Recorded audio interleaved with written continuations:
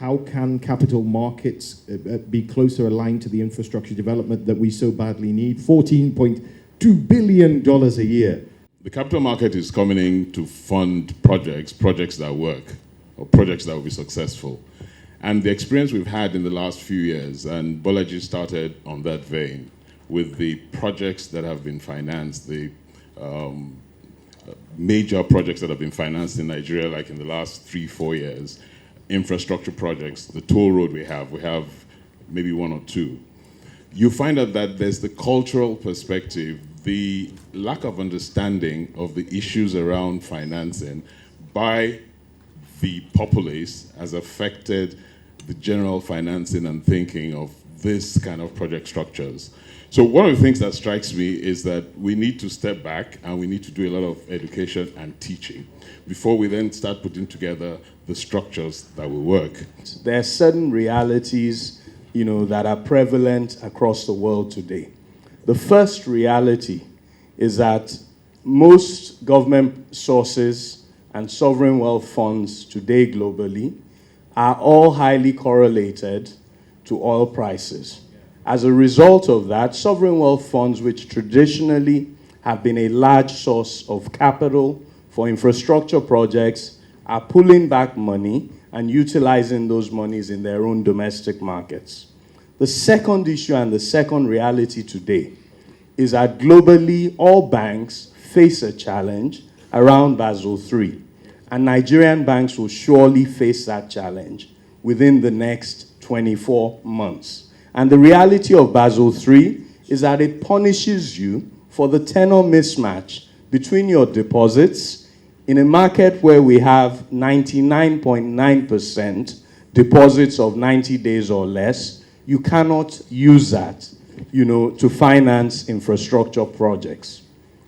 The third reality, that we are seeing is that all markets globally, from Latin America to Asia, to even developed markets, are beginning to recognize that if you do not finance infrastructure predominantly in local currency, you are creating an affordability problem for the users, and you are creating an FX tail risk for the government. Foreign investors who are looking to come to Nigeria to invest, and the reason why they're looking to come to Nigeria to invest is very simple.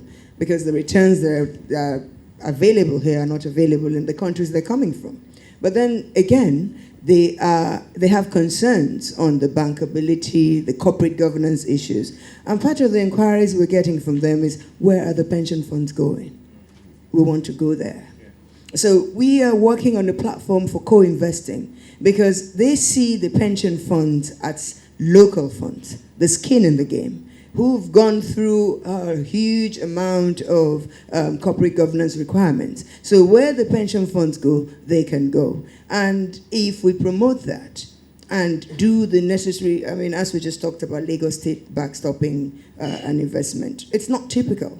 But if that's what we need to do to get, to jumpstart investment in infrastructure, the foreign investors are not coming for a tea party. They're coming to invest and they're looking for returns. And once you assure them that the returns will happen, they need to invest as well. Because with some of their countries, there's already too much, there's no headroom where they're going to invest. And the environment for the pension funds, I think we are actually one of the biggest cases for continuation of government policies. President Buhari is the 4th president on the contributory pension reform. It was started by President Obasanjo. We had President Yaradua, even with all his medical challenges, he was very much in favor of the contributory pension system.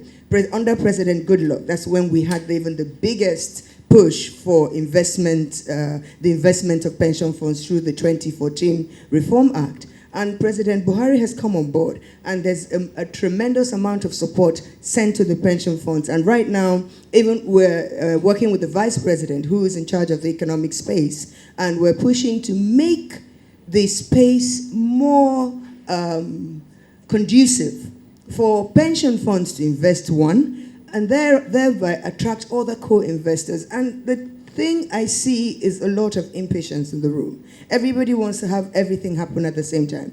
And we're saying, don't focus so much on the pension funds who need to come here. Focus more on the environment you occupy and what you have done to make it easy for the pension funds to go in there. Because once they go in there, other foreign investors will come in. And I think this ties in neatly with what Aswe said about education. It's more of capacity building. Because what we hear on a daily basis are people wanting pension funds to go into what they're doing. But they haven't prepared what they're doing to accept the pension funds. And sometimes it's just simply capacity too.